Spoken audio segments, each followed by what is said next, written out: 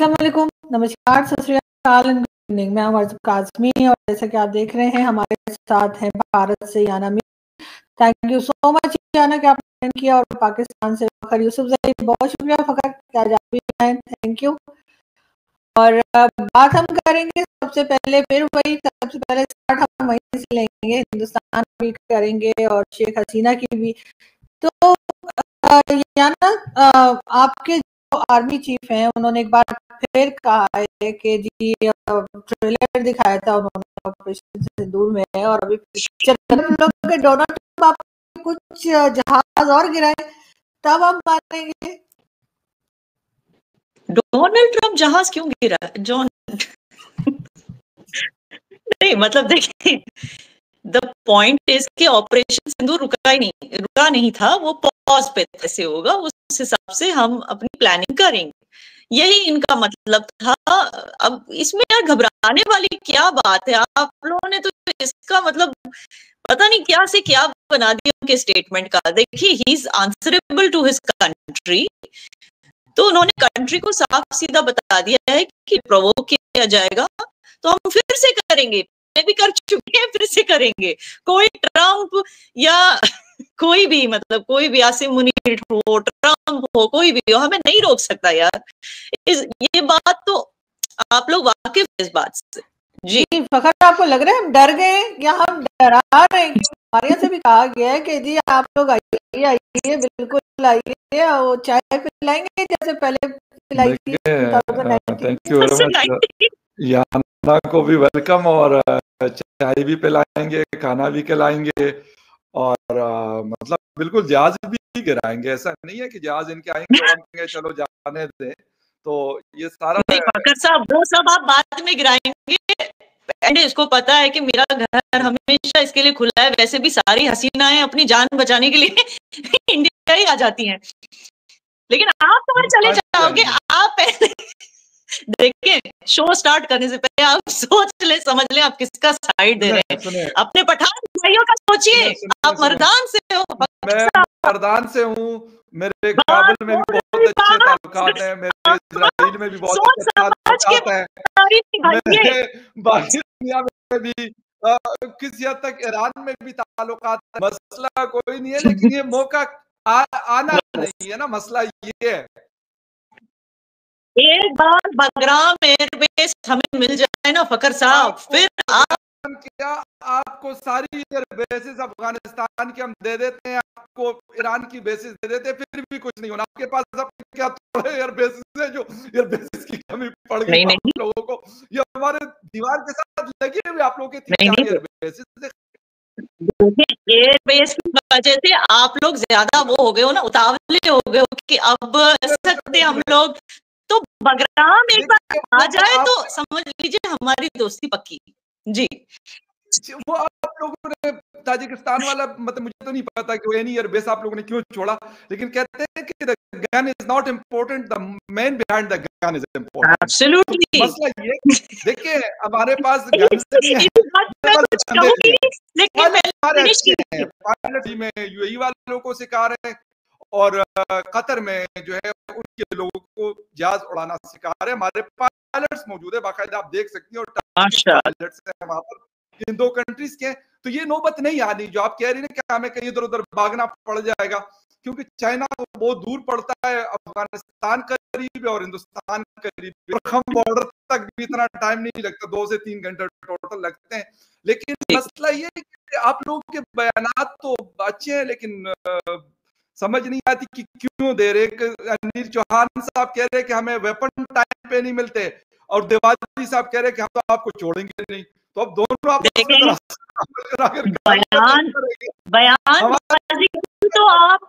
बयान आपके आसिम मुनीर साहब, ठीक है ना? आई थिंक अक्टूबर के मिडिल में, कुछ 14-15 अक्टूबर को बयान देते हैं कि इंडिया जो है सब कॉन्टिनेंट में परपेट्रेटर्स ऑफ केओस है, और हम उनको टॉलरेट नहीं करते क्योंकि वो परपेट्रेटर्स ऑफ केओस हैं। देखिए, 2-4 इंग्लिश लफ्ज क्या, अल्फाज क्या इन्होंने सीख लिए कुछ ही दिनों बाद, मतलब आई थिंक हफ्ते 2 हफ्ते बाद। कोई एक गांव है आप लोगों का, खैरपुर तामे वाली, नाम भी देखो आपका ऐसा लगता है कि तुम्बा लेके शुरू हो जाए, म्यूजिक बजाना शुरू हो जाए तुम्बा लेकर। आई थिंक इसका नाम सैफुल्ला सैफ है, वो सैफ नहीं रहना चाहता शायद, वो ऐसी बयानबाजी कर रहा है, कह रहा है कि हाफिज सईद चुपचाप नहीं बैठा, हमारा और आपका हिजबुल, हमारा और क्या वो उसने, हमारा और आपका कहा गया, और अब क्या है, वो बांग्लादेश से भारत में अटैक्स करेगा। इस तरह की बयानबाजी हो रही है पब्लिक प्लेटफॉर्म में। तो आसिम मुनीर साहब क्या जानबूझ के ऐसे बिहेव कर रहे हैं कि उन्हें पता ही नहीं कि उनकी कंट्री में कैसे केओस हो रहा है, उनको पता नहीं, या तो जानबूझ के मुखौटा लगाए हुए हैं, जानबूझ के टू फेस्ड बन रहे हैं कि डिप्लोमेसी, फॉरेन डिप्लोमेसी को दिखाने के लिए एक चेहरा, और अंदर से सब कुछ पता है कि किस तरह से टेररिज्म प्रिपेयर किया जा रहा है, मंसूबे बनाए जा रहे हैं। अभी डोनाल्ड ट्रंप साहब का एक ताजा स्टेटमेंट बिल्कुल मेरे सामने मेरे स्क्रीन पे खुला हुआ है, उसमें वो कह रहे कि भारत एक और हमला करना चाह रहा था लेकिन मैंने मना कर दिया। तो बहुत अच्छी बात है।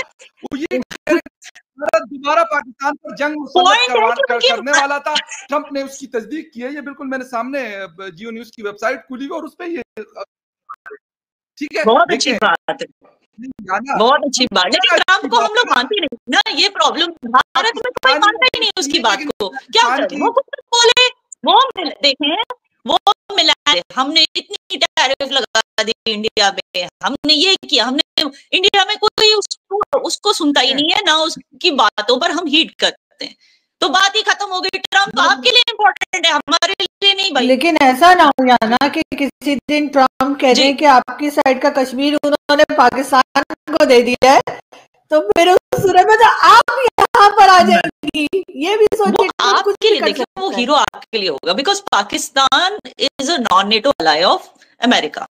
हमारा अमेरिका से हम वी डोंट केयर, वो टैरिफ भी लगाए थे। देखिए आपको समझना पड़ेगा, इंडिया की डोमेस्टिक कंजम्पशन भी किया, देखिए टैरिफ उसने बहुत सारी कंट्रीज पे लगाया हुआ है, उसकी वजह से अमेरिका को कोई नुकसान हो रहा है। अमेरिका के अंदर ही अपराइजिंग शुरू हो रही है कि भाई ऐसे ऐसे टैरिफ्स क्यों लगा रहा है, हमारे यहाँ महंगाई बढ़ रही है इसकी टैरिफ्स की वजह से, हमारे यहाँ बहुत प्रॉब्लम्स हो रही हैं, हमारे यहाँ जॉब लॉसेस हो रही हैं, इंपोर्ट स्टॉक पाइलिंग की वजह से जो इनकी जो डेफिसिट है इनका वो बढ़ता जा रहा है, ठीक है ना। तो ट्रेड डेफिसिट इनका बहुत ज्यादा बढ़ चुका है, कर रही है ना कि ठीक है ना, मतलब them care about it, India is care about no, it. that doesn't care about it.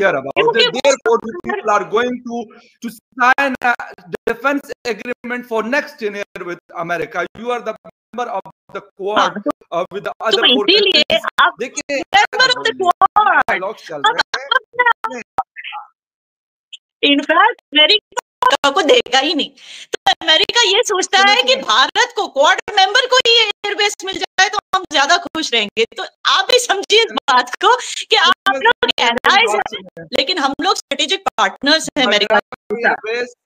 Bagram airbase America के पास था तो तब भी हम इधर रह रहे थे, और अब अगर फॉर एग्जाम्पल मैं ना श्रीलंका में जाकर ना बात तमिल टाइगर्स के खिलाफ जो ऑपरेशन किया था, 1150 बंदे खोए थे उसके अंदर। वो मतलब ये मैं कहता हूँ ना कि ये बगराम एयरबेस अमीर खान मुत्तकी भी उसको कह दे कि यहाँ पे आके मतलब बगराम एयरबेस में बैठ जाओ, अमेरिका अगर उसके अंदर नहीं टिक सका ना तो हिंदुस्तान वहां नहीं टिक सका, क्योंकि अमेरिका ग्राउंड रियलिटीज आरज़ू आपको ले जाएगी अब साथ India, you don't worry, okay. देखिए जी देखिए मुझे अगर ये चीज होती ना, सुने मेरी बात सुने, ये फिक्र तो उन लोगों को करने की जरूरत होगी ना कि आपने 2019 में क्या सारे पाकिस्तानी इधर बैठे हुए थे, अभी 2025 में क्या हुआ, 2019 में नहीं आप लोगों ने मतलब वो ये क्या था, जो आप लोगों के मतलब उसके साथ जो आप लोगों ने किया था, इस तरह किया जाता है अपने उसको ऊंचे उसने बड़ी जबरदस्त रखी थी नंदन साहब ने, ठीक है, हमारे मेहमान थे, कोई बात जिससे हुई उसके बाद आप दूर 6 साल पहले की बात छोड़ देना, हमेशा यार हिस्ट्री में चले जाते हो, आज की बात करो। कभी चीज बता देते हैं ना, तो जब भी किया था उसमें क्या हुआ, सिंदूर आप अभी वही थे ना अनिल चौहान साहब सीडीएस से आप लोगों के, और देवादी साहब आप लोगों के चीफ आर्मी स्टाफ है, मुझे ये बताया कि मई में क्या चीज कर दी उन्होंने। जब ये कहते हैं कि जी हमने कंटिन्यू रखा हुआ है, तो कंटिन्यू रखा हुआ है तो कहाँ पे किया हुआ है? पॉज किया हुआ है, घर में कर रहे हैं वहां पे मिलिट्री एक्सरसाइज करें। देखें अगर कंटिन्यू है तो सीज फायर नहीं करनी चाहिए तो, और शट अप कॉल देनी चाहिए थी डोनाल्ड ट्रंप साहब। कंटिन्यू और पॉज हिसाब से जाएंगे ना, बांग्लादेश के हिसाब से जाएंगे ना पाकिस्तान के, हम अपनी स्ट्रेटेजी खुद तय करते हैं। तो लोग देखें, अब जाहिर बात है कि आईएसआई फ्रस्ट्रेट हो रही है, खास करके जब मुतकीम साहब आकर गए तो मुझे समझ में आती है बात कि आईएसआई फ्रस्ट्रेट वसात से ही इंफॉर्मेशन कलेक्ट करने की कोशिश कर रही है, मैं समझती हूँ। तो बट डोंट वरी, जो भी होगा आपके सामने होगा। जी, Nobody is frustrated. Nobody is frustrated. Frustration ये नहीं होती, frustration होती है बॉर्डर, frustration ये होती है जो पहलगाम के बाद आप लोगों ने किया। That's called frustration. देखिए फ्रस्ट्रेशन ये है कि आप बार-बार घुरे-घुरे के पूछ रहे हो कि क्या करना चाह रहे हो, वॉर करना चाह रहे हो, नहीं करना चाह रहे हो, पॉज करना चाह रहे हो, बंद करना चाह रहे हो, क्या करना? तो ये फ्रस्ट्रेशन है जो होगा। आप लोग रेडी हो ना, आप लोग रेडी हो ना फकर साहब, आप लोग रेडी हो तो क्या फर्क पड़ता है, कुछ भी करें। नहीं, और आपके साथ तो अमेरिका भी है, आपको क्या फर्क पड़ता है? अमेरिका आप लोग का क्वाड का मेंबर है, हमारा तो क्वाड का मेंबर नहीं है ना। आप लोग एलाय हो ना, नॉन नाटो एलाय हो ना आप लोग। अरे अब तो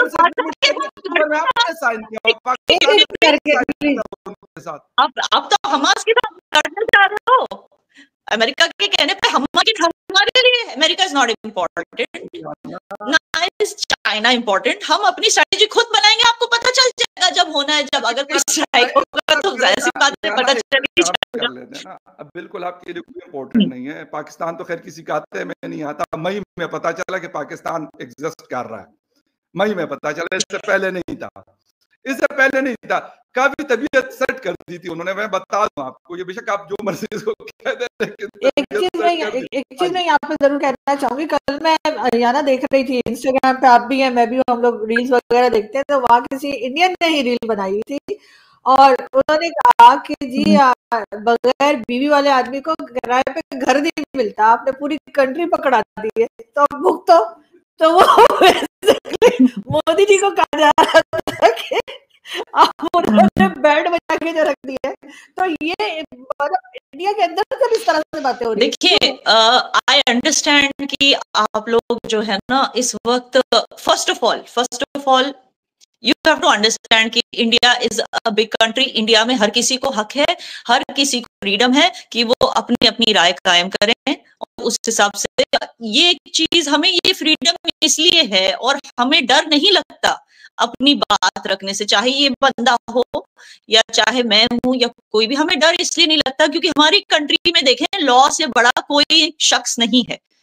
जबकि आपके नेशन में मुझे समझ आ रही है बात कि क्यों आप लोग किसी ना किसी तरह से जो है आर्मी, पाकिस्तान मिलिट्री की जो बातें, उनका जो नैरेटिव, चाहे आप उसको उस पे आपकी कन्विक्शन हो या ना हो, क्योंकि आर्मी का चीफ ऑफ स्टाफ जो आपके यहाँ है वो इम्प्यून है, उसको इम्प्यूनिटी मिल गई, लीगल इम्प्यूनिटी, यानी कि उसके ऊपर कोई केस नहीं कर सकता। और उसने लेकिन अपने मिलिट्री कोर्ट पे आप में से किसी पे केस कर दिया तो उसकी मिलिट्री कोर्ट का 100% कन्विक्शन रेट है और वो सिविलियंस पे भी मुकदमा कर सकता है कि नैरेटिव को चलाना है किसी ना किसी तरह से, चाहे शुगर कोट करके भी। जी, मैं जवाब दे दूं या ना आपको। पाकिस्तान के अंदर पहला डिक्टेटर आया था जनरल अयूब खान, जो फील्ड मार्शल था, ठीक है। कौन सा साल था ये? 1958, ठीक है। मैं सुनने को तैयार हूँ ये, नहीं मैं 50 लिसन, मैं आपके अभी बात कर रहा हूँ ना। दूसरा जर्नल याया और तीसरा जर्नल जियाउल हक। सभी जर्नलिस्ट कम्युनिटीज पाकिस्तान की आज भी, उनमें से बेशुमार लोग national press club Islamabad, Lahore, Karachi में आपको मिलेंगे। कि वो जाके उन्होंने स्टैंड लिया। दूसरी बात, आया जनरल मुशर्रफ यूं मुक्के यूं करता था, ये उसका स्टाइल था, I am the superior, I am a powerful person of Pakistan. किधर है जनरल मुशर्रफ? किसी को खबर भी नहीं पता कि हु वाज मुशर्रफ। कोई नई कहानी नहीं है पाकिस्तान की। पाकिस्तानी लोग नहीं, लेकिन इम्प्यूनिटी नहीं है। दिलवा दें, खबर में भी दिलवा दें, खबर में भी दिलवा दें। अगर ये दिलवा सकते हैं, हम तो ये नहीं कहते कि क्यों दी। अगर इम्यूनिटी से ये चीजें हो, जनरल मुशर्रफ को भी यहाँ बैठा हुआ होना चाहिए था। उसके बाद जनरल वहीद आया, वो भी बैठा हुआ नहीं जाना चाहता था। देखें, जो चीज होती है ना, जहां तक बात है लोगों की, जो रेजिस्टेंस पाकिस्तानी नेशंस के अंदर है ना, वो मैं किसी और के अंदर नहीं देखता और न हो सकती। मैं यही तो चाहती हूँ कि हमारी किसी के साथ लड़ाई नहीं है। We are not going as a journalist, मेरा किसी के साथ ही नहीं कि मैं बंदूक उठा के जाके उसके कनपट्टी पे रख दूं या गन रख दूं, AK-47 रख दूं। No, this is not my job. मेरा जो काम है मैं वो करता हूं। आप वो नहीं करेंगे, आप वो करेंगे। बताइए आप किस साथ हो सकता है? जहां तक बात रेजिस्ट 6 जर्नलिस्ट सालाना मैं और मेरे करते हैं, और मैं कहता हूँ we feel proud of them. मैं खुद की बात करूं या मैं पिछले 4-5 सालों में भुगत चुका 3 केसेस। अगर मुझे डरना होता तो मैं पाकिस्तान में नहीं, मैं आज फ्रैंकफर्ट में बैठा होता या डेनमार्क में बैठा होता या किसी और कंट्री में बैठा होता, मैं भाग जाता है इधर से। मसला ये नहीं है, ये बात अगर आप तो डेनमार्क वगैरह में जो बैठे हैं उनका क्या? बैंक अकाउंट्स, ये रिसेंट पास्ट की बात है, ये 6 महीने पहले की बात बता तनख्वाह लेकर और उनके लिए जॉब करता। मैं जाकर टीवी में भी 8-10 लाख रुपए की जॉब आराम से ले सकता हूँ, कहीं और भी ले सकता हूँ। This not a big story for me. लेकिन द थिंग इज कि मैंने उनके जो बूट पॉलिश है वो करते रहेंगे। उनके लिए खिदमत के लिए बहुत सारे लोग मौजूद है। फखर यूसुफजई हो गई, आरज़ काज़मी हो गए, असदूर हो गए, ईमान मजारी हो गई, अली। हम लोग ये करते होते तो आज भी उधर बैठे होते। हमने नहीं करना, हम ये चीजें नहीं होती और ना हमें शुगर कोट करने की जरूरत है। जो बात हम कर सकते हैं वो आप लोग नहीं कर सकते और ना आप करेंगे। जी, हम नहीं करेंगे। हम हुक्म का पहले से नहीं दिखाएंगे, चाहे आप कितनी बार भी पूछ लो कि जनरल द्विवेदी चाहते क्या है। लेकिन आप लोगों को खैर वो तो हमें जाहिर है लास्ट मिनट में पता चल जाएगा और देख लिया जाएगा कि यहाँ पर भी जो लोग बैठे हैं उनकी भी कुछ ना कुछ ड्यूटी होगी। सिर्फ मेडल लेने की तो नहीं है ना कि मेडल लेकर चले गए साइड पे। लेकिन तो उन्हें वापस कब कर रहे हैं, क्योंकि उनके ऊपर भी केस है और आपके ख्याल से भारत वापस करेगा? नहीं आता। तो पहली बात तो ये कि शेख हसीना का हम खुद सोच रहे, देखिए इट इज वेरी क्लियर कि इंडिया ने दोनों तरफ से सोचा। ठीक है, इंडिया बांग्लादेश के लोगों के लिए अनफेयरनेस भी नहीं चाहता, लेकिन एट द सेम टाइम कोई गलत कदम भी नहीं उठाना चाहता, चाहे वो एक ही इंसान को बचाने के लिए क्यों ना। वो गलत होगा अगर हमने शेख हसीना को उनके हवाले कर दिया, पूरा गलत होगा। पता है क्यों? क्योंकि वो लोग किस बुनियाद पे शेख हसीना को वापस मांग रहे हैं? कोई इंटरनेशनल कोर्ट ऑफ क्राइम है उनका, ठीक है ना, जिसमें देखो जिस दिन उसका वेडिंग एनिवर्सरी था उसी दिन उसको मौत की सजा सुनाई गई। Look at this. एनीवे, अब ये सो कॉल्ड इंटरनेशनल कोर्ट जो है, ओके, फर्स्ट ऑफ ऑल ये इंटरनेशनली नहीं है, इसका बस नाम इंटरनेशनल है। इसकी आप हकीकत देखें इस कोर्ट की। ये जो ऑपोजिशन है, ऑपोजिशन की सारी तंजीमात बांग्लादेश की, सारे इस कोर्ट के अगेंस्ट हुआ करते थे। ठीक है ना, जब तक अवामी लीग थी पावर में, सारे इस कोर्ट के अगेंस्ट थे। अब जब शेख हसीना वहां से निकल गई तो सडनली सारे इस कोर्ट के साथ हैं। इस कोर्ट को बैन करने की हमेशा मांग की गई। ये court as good as non existent हो गया था। अब और बना के एक नॉन इलेक्टेड गवर्नमेंट जिसने टेक ओवर किया है बांग्लादेश को, वो इस कोर्ट को चला रही है।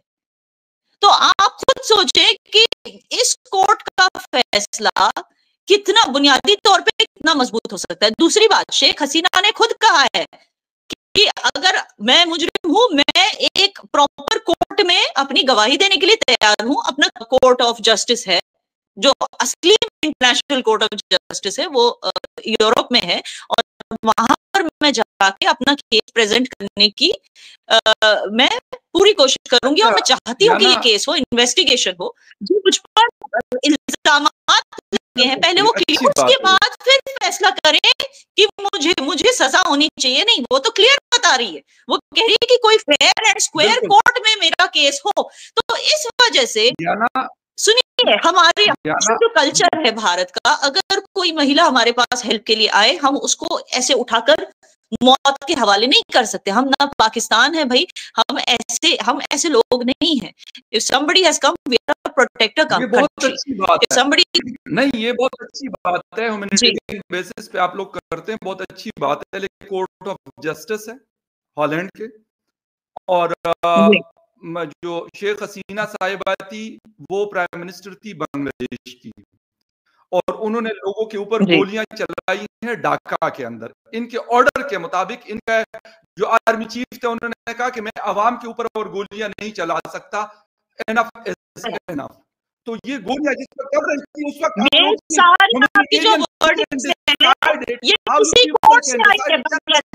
मेरी बात आप प्रोसिक्यूशन प्रॉपर्ली पहले चले, अगर वो हम और कुछ नहीं कह सकते। मेरी बात सुने, आपने बात उसकी की ना कि नॉन इलेक्टेड, अभी जो 26 और 27 अमेंडमेंट सुने ना, ये हमारे यहाँ शुगर कोटेड चीजें लेकर आते हैं। ये भी इलेक्टेड गवर्नमेंट नहीं है जो पाकिस्तान के अंदर बैठी हुई है, एक बात। दूसरी बात, एक कोर्ट के ऊपर ये फैसला क्या न्यू दिल्ली करेगा? आपके कोर्ट के अंदर क्या बांग्लादेश के कुछ शख्स आप मेरी बातों को पूछ कर रहे हैं, वो क्लियरली कह रही है।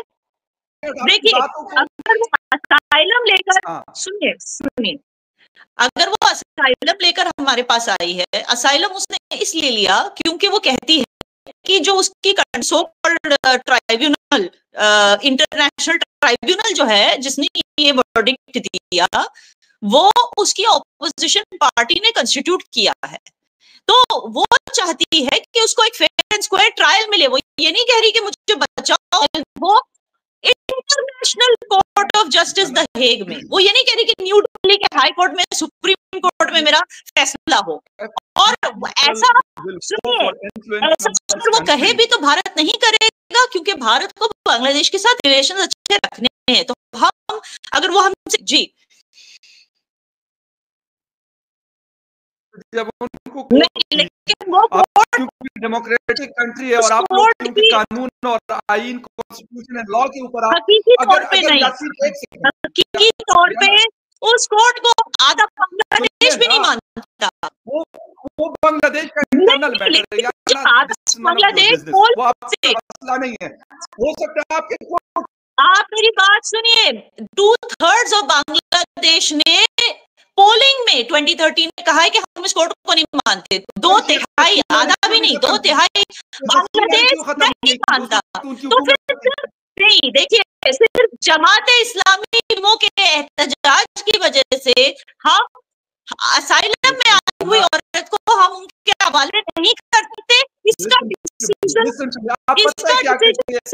और सिर्फ इंटरनेशनल कोर्ट ऑफ जस्टिस में हो सकता है। मसला ये कि आप जब क्लियर होंगी इन चीजों के ऊपर ना, तो आपके लिए चीजें आसान हो जाएंगी। मैं बहुत क्लियर हूं, जिनको समझना है वो समझ गए हैं। देखिए, एक सेकंड, मैं ये कह रही हूँ कि जब ये केसेस चलते हैं, उसके बाद अगर कोई गवर्नमेंट रिक्वेस्ट करती है कि जी ये आदमी हमारे हवाले किया जाए, तो उसमें बहुत टाइम लगता है। अभी आप लोगों ने जो तावर हुसैन राना, जो उसका नाम मुझे इतनी मुश्किल से याद हुआ है, तो वो उसको जब आप लोगों ने लिया तो उसमें भी 16-17 का भी है कि अभी बहुत टाइम लगेगा। उनके पास अपील का हक भी है, वो अपील भी कर सकती हैं और भी दूसरे तरीके से आगे बढ़ेंगी अपने केस को लेकर। ऐसा तो नहीं है कि एक दिन केस अनाउंस किया जाएगा, सजा सुनाई जाएगी, दूसरे दिन भारत उठाकर दे देगा ऐसा तो नहीं हो सकता। मेरे ख्याल है कि मैं इस चीज पे पकड़ से असाइलम पे आने का रीजन ये है कि उसको लगता है कि उसकी जान खतरे में है और उसको मौका नहीं दिया जाएगा अपना केस सेफ्टी से प्रेजेंट करने का। अगर कोई पर्सन और इंटरनेशनल कोर्ट ऑफ जस्टिस में मुकदमा चलवाने का उसको पूरा हक है, तो वो वही कोशिश में लगी है, भारत भी उसी कोशिश में कि इसके ऊपर मुकदमा हो, लेकिन इंटरनेशनल कोर्ट ऑफ जस्टिस में तभी फैसला किया जाए। अच्छा याना, एक बात मुझे बताएं कि हुकूमत में करूं इंडिया में और मुकदमे में फिर चलवाऊं हॉलैंड के अंदर, दे दे वो कोई भी शख्स, वो फखर यूसुफ नहीं, हुकूमत की बात ही नहीं है, असाइलम की बात है। हसीना वाजिद हो, ये देखें, ये मेरा न्यूज़पेपर 1400 पीपल जो लोग हैं उनको सीधी गोलियां मारी गई, ठीक है, हजारों लोग जख्मी हुए, और बांग्लादेश आपसे ये डिमांड करता है कि हमारे लोग, हमारे शख्स को हमारे हवाले कर दिया जाए। एक बात ये हो गई। दूसरी बात, अगर आप ये जो आप मतलब आप लोगों ने पूरी स्टोरी बनाई हुई है, अगर यही बात आज पाकिस्तान, बांग्लादेश, नेपाल के जेल में अगर उसके हवाले से कर दे, तो क्या आप मानेंगे कि अगर वो कहेंगे कि आप लोगों के कोर्ट से हम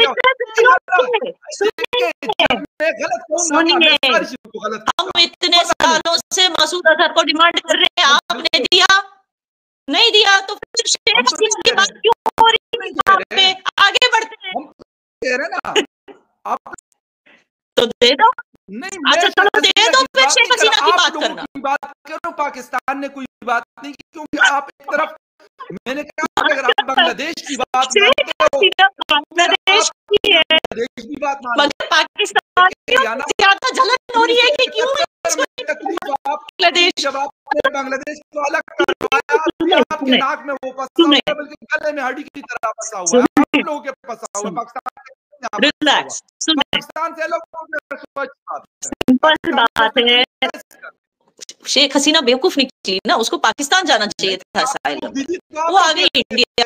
पाकिस्तानियों ने तो क्या करना दिया, बस गई बेचारी शेख हसीना, बस गई बेचारी, वो कितनी मरी जा रही है, वो मरी जा रही है बांग्लादेश वापस जाने के लिए। देख कितना ने उसको फंसा के रखा है, क्या कहीं भारतीयों का। नरेंद्र मोदी साहब ने यूं किया अपने चेस्ट के ऊपर, यूं खड़े होकर ढाका में, कहते हमने बनवाया। जब आपने बनवाया तो भाई आज आप भी परेशान है, हम तो हमसे दूर है, आप लोग के बिल्कुल नाक के नीचे, कभी कहते हैं या चिकन नेक को हम बंद कर देंगे, कभी क्या कहते हैं। परेशानी आप लोगों के लिए, बांग्लादेश हमारे लिए बना। हमारा तो बोंग और कराची पोर्ट के दरमियान जो है वो शिप चल रही है, चल रही है, हमारी तो तकलीफ हो रही है। आप लोग दोस्त तो बांग्लादेश की, फिर भी देखो ना, शेख हसीना भारत आ गई है असाइलम के लिए, उसको जाना था पाकिस्तान। मैं मानती हूँ नहीं हो रहा है, मैं मानती हूँ, उसको जाना था पाकिस्तान असल में असाइलम के। क्यों नहीं कहते हैं उसकी बात करें, ट्रायल दें। कौन? यासीन?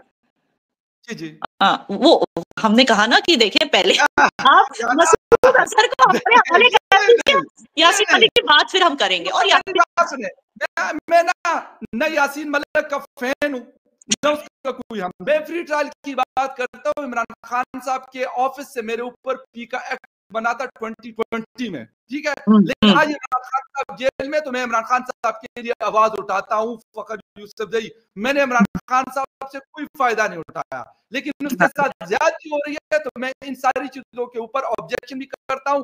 और मैं भी आई, उसको पाकिस्तान जाना था असाइलम के लिए, मैं भी ऑब्जेक्शन जी, अलग मुल्क तो आप लोगों ने बना के दे दिया, लेकिन वो आप लोगों के साथ जैसे कहते हैं कि गली गड़ी आप लोगों के लिए फंस के बन गई है, परेशानी आप लोगों की है। अब क्या करें, ग्रैटिट्यूड हर किसी में नहीं होता ना फखर साहब। शेख हसीना के खिलाफ वो असल में किसके खिलाफ एहतजाज कर रहे हैं? जिस औरत ने 25 मिलियन बंगालियों को, बांग्लादेशियों को पॉवर्टी लाइन से उठाया, गरीबी की रेखा से हटाया, जिसने बांग्लादेश में इंफ्रास्ट्रक्चर, उसके खिलाफ, ठीक है, उनकी प्रॉब्लम थी कि कोटा नहीं जाना चाहिए, जॉब कोटा नहीं जाना चाहिए, जिन्होंने बांग्लादेश की फ्रीडम के लिए लड़ाई की, उनके बच्चों को जॉब कोटा नहीं जाना चाहिए, ये इनकी प्रॉब्लम थी। इस प्रॉब्लम को सॉल्व भी किया गया। जुलाई 21 को वर्डिक्ट आ गया कि चलें जी 20 या 30% जो मेरिट बेस्ड जॉब का फैसला सुना दिया था कोर्ट ने। उसके बाद भी आप मुझे बताइए, उसके बाद भी ये सो कॉल्ड प्रोटेस्ट चलते रहे। फिर वो प्रोटेस्ट हट के चले गए कि शेख हसीना को रिजाइन करना है, फिर वो प्रोटेस्ट किसी और चीज पे, फिर हिंदुओं पे हमला, फिर ये करा रही थी। आपको लगता है कि दुनिया इतनी बेवकूफ है कि इस बात को मानेगी? शेख हसीना को पूरा हक है कि वो इंटरनेशनल कोर्ट ऑफ जस्टिस में अपना मुकदमा पेश करे, लेकिन आप उसको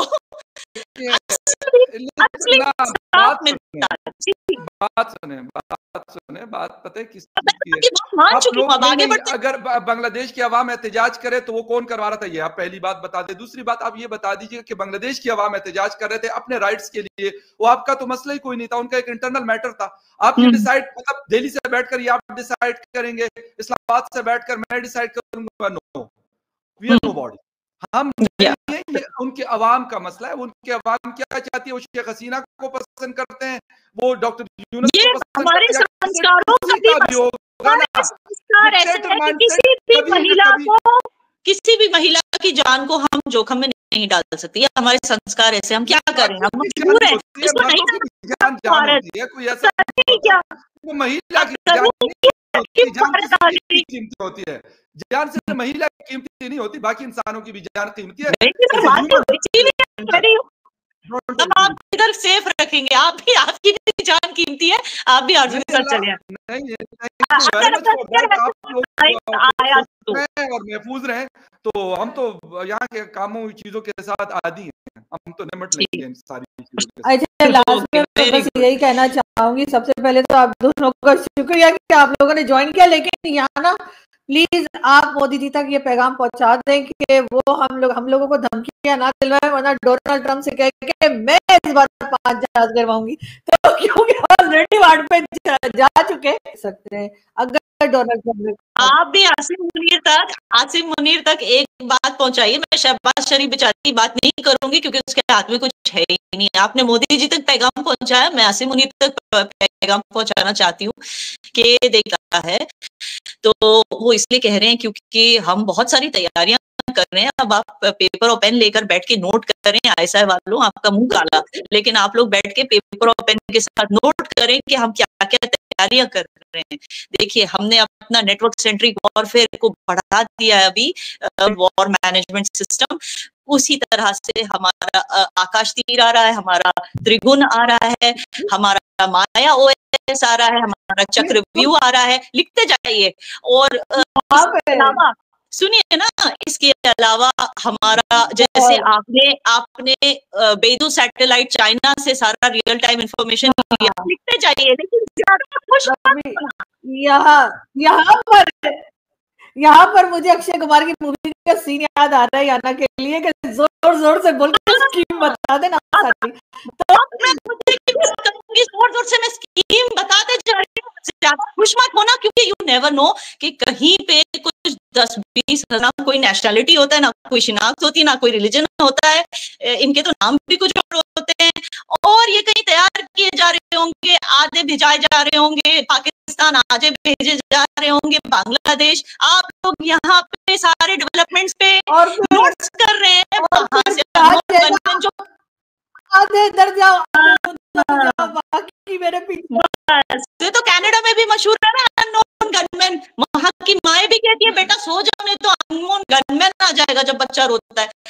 तो ये अननोन गनमैन कहीं से भी प्रकट हो सकते हैं और कहीं से भी। कहानी आप बता रही है ना, ये कहानी आपको हो सकता है बयान करते हुए तो बड़ा अच्छा लग रहा हो, लेकिन ये जो सारी चीजें होती है ना, ये आप लोग पाकिस्तान के ऊपर ये ब्लेम गेम पिछले 50 सालों से चल रही होती है कि आप लोग बंदे भिजवाते हैं, आप लोग देखे हैं, आप किसी में जाकर कनाडा ने आप लोगों के ऊपर इल्जाम लगाया जो है वहां पे आके कत्ल गारत करते हैं।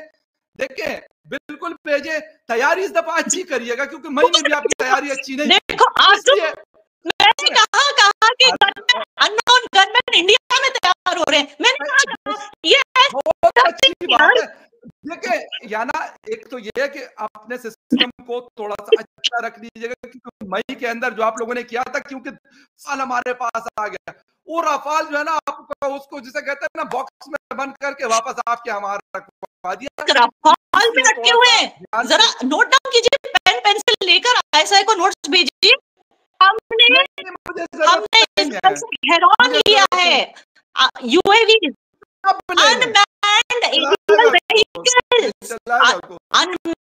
अनमैन्ड क्या होता है पहले वो सीखिए।